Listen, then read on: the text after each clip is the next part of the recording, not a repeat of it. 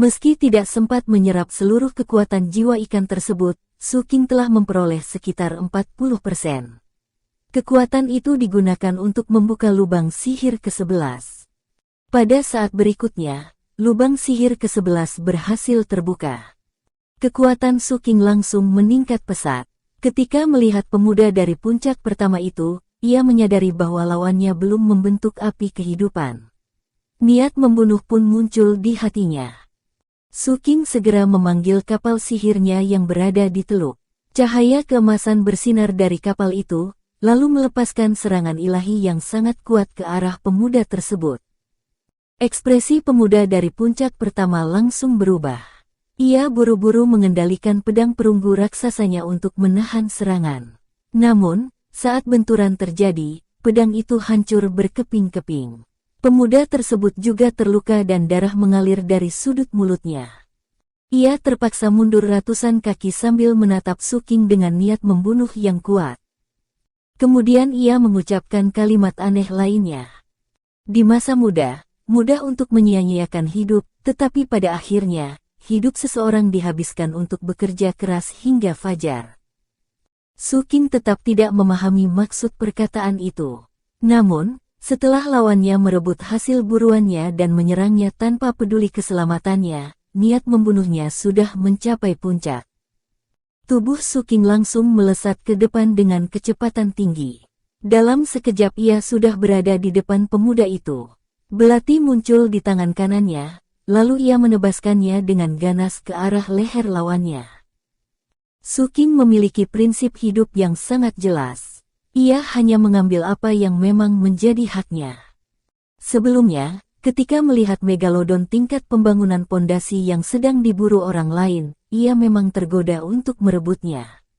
Namun akhirnya ia menahan diri karena merasa mangsa itu bukan miliknya. Prinsip ini juga berasal dari pengalaman hidupnya bersama ketua tim Lei. Ketika Lei memberinya roti kukus atau makanan, Su King selalu bersyukur. Namun ia tidak pernah merasa berhak atas pemberian itu. Karena itulah, ketika Lei mengundangnya makan ular, ia bisa menikmatinya tanpa rasa bersalah karena itu memang diberikan kepadanya. Menurut Su King, apa yang menjadi milikmu boleh kamu ambil. Tetapi apa yang bukan milikmu tidak boleh direbut. Karena itulah ia marah pada pemuda dari puncak pertama. Ikan lapis baja itu sudah hampir berhasil dibunuhnya, bahkan jiwanya sedang ia serap. Namun pemuda itu tiba-tiba datang, membunuh ikan tersebut, dan merebut hasil usahanya. Tindakan itu telah melewati batas yang ditetapkan Su King. Orang terakhir yang melakukan hal serupa adalah anak laki-laki Duyung. Jika lawannya jauh lebih kuat, Su King mungkin akan menahan diri dan membalas di masa depan. Namun pemuda ini tidak lebih kuat darinya. Karena itu, Su King memilih membunuhnya sekarang juga.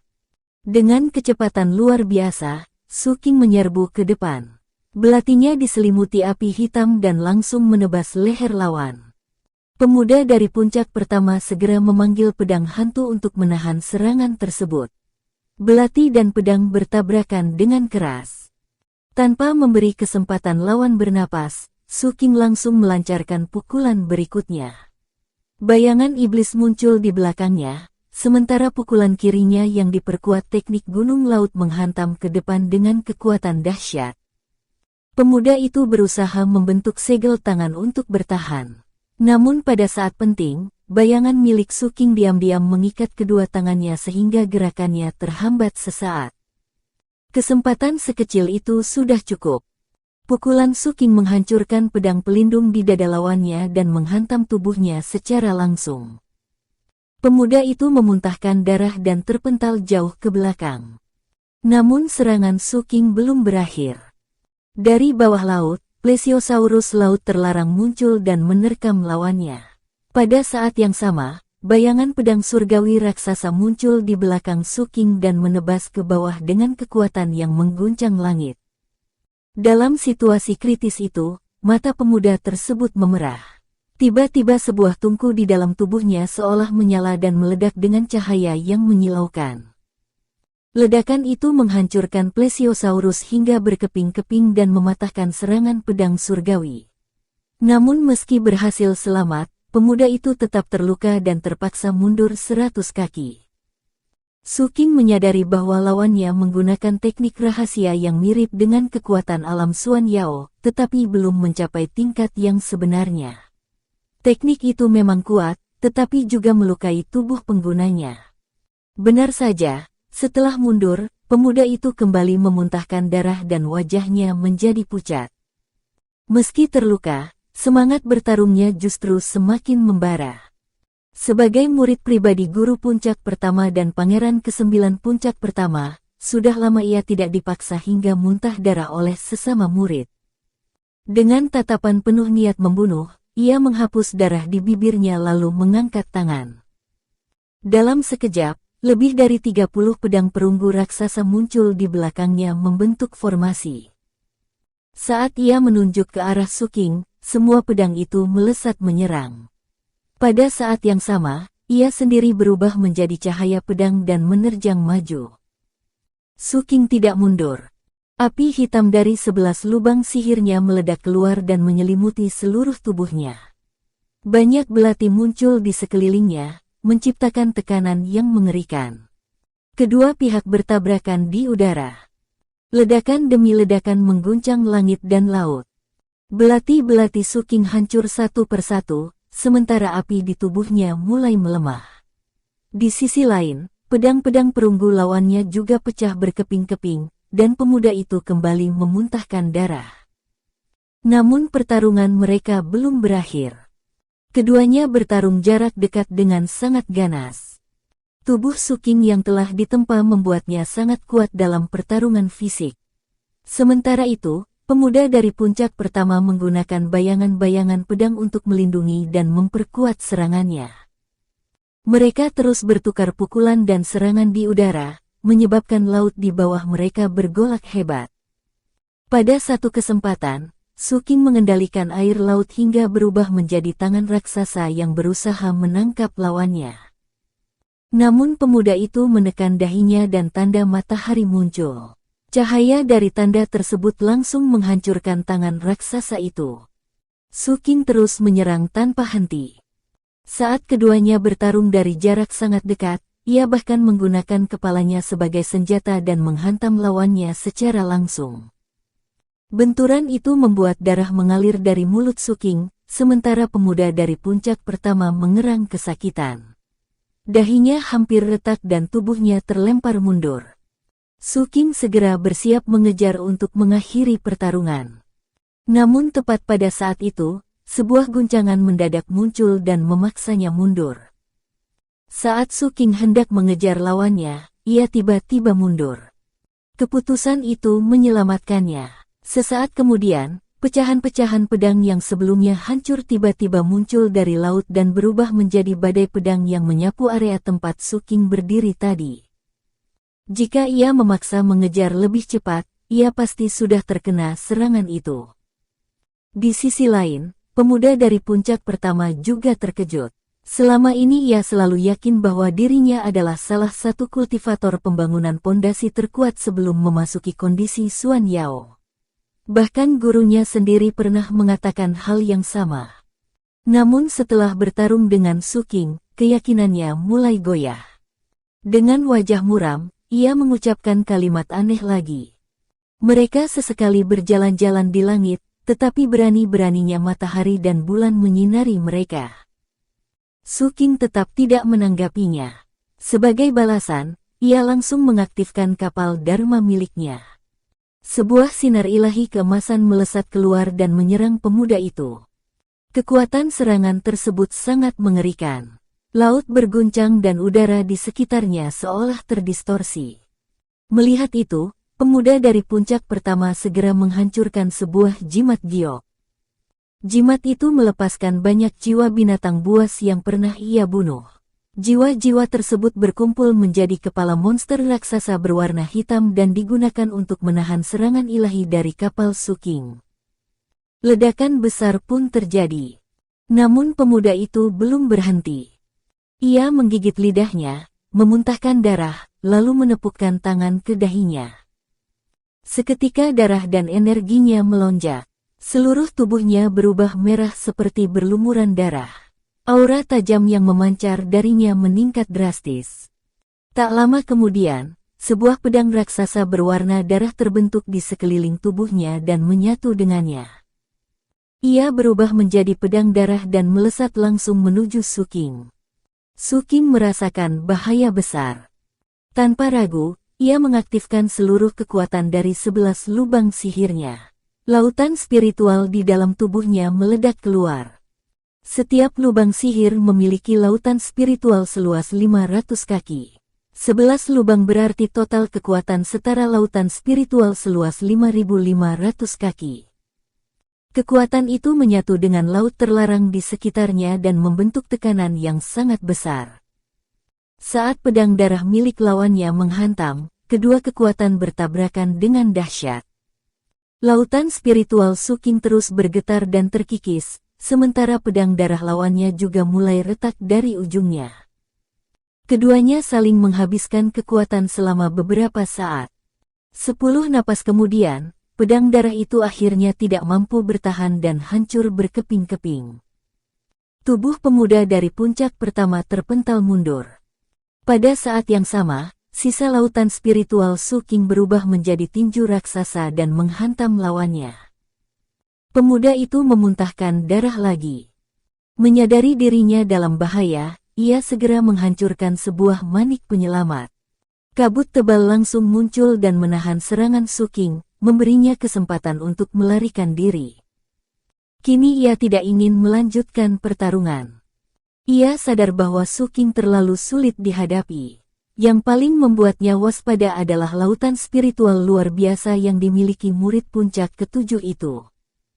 Menurut perkiraannya, Su Qing sudah tidak jauh lagi dari tahap membentuk api kehidupan. Namun saat ia melarikan diri, bahaya lain menunggunya. Bayangan milik Su Qing yang sejak awal bersembunyi di bawah laut tiba-tiba muncul dan melilit kakinya. Pada saat yang sama, tombak besi hitam yang juga bersembunyi diam-diam melesat ke arah lehernya. Serangan itu datang terlalu mendadak. Untuk sesaat, pemuda tersebut benar-benar merasakan ancaman kematian. Tombak itu berhasil mengenai lehernya, tetapi tidak mampu menembus. Meski begitu, ia terpaksa mengorbankan liontin giok penyelamat nyawanya. Liontin yang diberikan gurunya itu pecah berkeping-keping dan menyelamatkannya dari serangan fatal. Untuk pertama kalinya, rasa takut muncul di mata pemuda dari puncak pertama. Tanpa ragu lagi, ia melarikan diri secepat mungkin. Di belakangnya, Su Qing segera memanggil perahu terbangnya. Setelah bayangan dan tombak besi hitam kembali kepadanya, ia melompat ke atas perahu tersebut dan langsung mengejar lawannya. Tidak ada keraguan sedikit pun. Dalam penilaian Su Qing, pemuda dari puncak pertama adalah salah satu kultivator pembangunan pondasi terkuat yang pernah ia hadapi. Selain kapten dalam wujud Xuan Yao, belum ada orang lain yang memberinya tekanan sebesar ini. Bahkan mantan pemimpin sekte Vajra kemungkinan akan terbunuh dalam hitungan detik jika melawan orang tersebut. Namun bagi Su Qing, semua itu tidak penting. Siapapun yang berani merebut hasil buruannya dan mengambil sesuatu yang menjadi miliknya akan masuk ke dalam daftar orang yang harus dibunuh. Karena itu, mesin perahu terbang meraung keras saat Su Qing mengejar pemuda yang melarikan diri dengan kecepatan penuh. Meskipun pemuda dari puncak pertama memiliki kecepatan tinggi, ia tetap bergerak dengan kekuatannya sendiri. Sebaliknya, Su Qing memiliki kapal sihir yang sangat cocok digunakan di laut. Karena pedang perunggu milik lawannya sudah hancur, keunggulan perlahan berpihak pada Su Qing. Sambil mengejar, Su Qing bahkan bisa memulihkan tenaganya di atas kapal sihir. Karena itu, hasil pengejaran ini sebenarnya sudah bisa ditebak sejak awal. Inilah kelebihan para kultivator kapal dari puncak ketujuh. Setelah mencapai tahap pembangunan pondasi, mereka tidak hanya kuat dalam pertempuran, tetapi juga memiliki daya tahan luar biasa saat bertarung di laut. 1 jam kemudian, pemuda dari puncak pertama mulai panik ketika kapal sihir Su Qing berhasil menyusulnya. Begitu berada dalam jangkauan, Su King langsung menggunakan kekuatan ilahi kapal sihirnya. Serangan dahsyat itu memaksa lawannya mengeluarkan banyak jimat untuk bertahan. Setelah memuntahkan darah dan nyaris kehilangan nyawa, pemuda itu kembali melarikan diri tanpa berani menoleh. Su King terus mengejar dengan dingin. Tak lama kemudian malam tiba. Saat matahari tenggelam dan langit serta laut tampak menyatu dalam warna senja, Su King kembali berhasil menyusul lawannya. Kali ini ia tidak menggunakan serangan ilahi dari kapal. Begitu cukup dekat, ia melompat dari kapal dan menyerang secara langsung. Laut di bawah berguncang ketika plesiosaurus miliknya muncul untuk menghalangi jalan lawan. Pada saat yang sama, Su King menerjang maju, sementara tombak besi hitamnya terbang berputar-putar mencari kesempatan menyerang. Di dalam tombak itu, Patriark Sekte Vajra sangat bersemangat. Menurutnya, pemuda dari puncak pertama jelas bukan orang biasa. Ia berasal dari puncak tertinggi Sekte Tujuh Mata Darah, sangat kuat meskipun belum membentuk api kehidupan, dan bahkan berbicara dengan cara yang aneh. Patriark itu terus berbicara dalam hati. Orang seperti ini biasanya adalah tokoh utama dalam cerita. Identitasnya pasti luar biasa. Semakin luar biasa seseorang, semakin besar keuntungan yang didapat jika berhasil mengalahkannya. Dan yang paling penting, ia sangat menyebalkan karena selalu berbicara dengan kalimat yang tidak jelas. Karena itu, Patriark Sekte Vajra sangat ingin membantu Su King membunuhnya. Sementara itu, Su King sudah menyerang. Ia memanggil pedang surgawi raksasa yang jatuh dari langit, sedangkan plesiosaurus menyerang dari bawah. Pemuda dari puncak pertama buru-buru menghancurkan lebih dari 10 jimat sekaligus untuk menghadang kedua serangan tersebut. Namun di tengah kekacauan itu, tombak besi hitam berhasil menemukan celah dan melesat melewati lengannya. Mata pemuda itu berkedip dingin. Dengan satu kata, bakar. Darah yang menempel pada tombak besi hitam tiba-tiba menyala. Patriark Sekte Vajra terkejut dan segera memadamkan api itu. Merasa harga dirinya terluka, ia langsung membalas dengan memanggil segel besar dan menghantamkannya ke arah lawan. Pada saat yang sama, Su King juga tiba di depan pemuda tersebut. Api hitam dari tubuh Su King meledak dan langsung menyelimuti lawannya, berusaha membakar sekaligus mencabut jiwanya.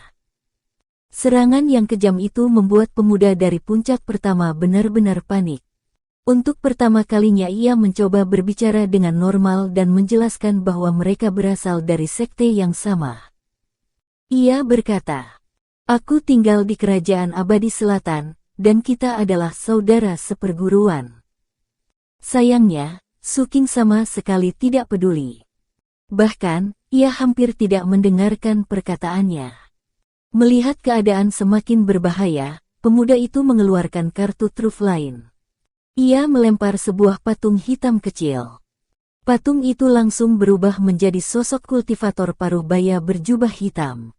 Sosok tersebut mengibaskan lengan bajunya dan menciptakan badai kuat yang menyapu segala arah, memukul mundur api hitam Su King.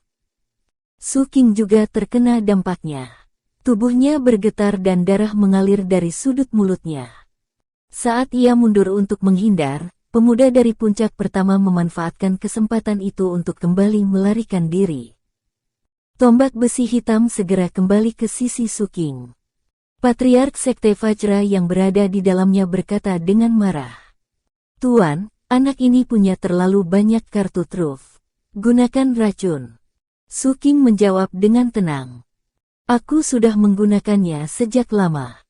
Tak jauh di depan, pemuda dari puncak pertama yang sedang melarikan diri tiba-tiba memuntahkan darah hitam.